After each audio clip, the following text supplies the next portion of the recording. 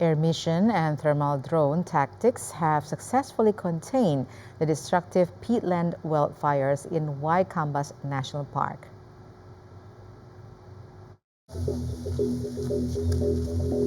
Military paratroopers and advanced thermal drones have finally crushed a massive wildfire in the remote peatlands in Brajaluhur, Kambas National Park of Lampung.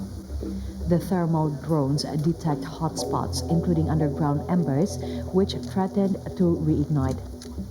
Once identified, personnel from the military's Alpha team came into the area, while others deployed by helicopters. The troops calmed isolated zones and extinguished embers.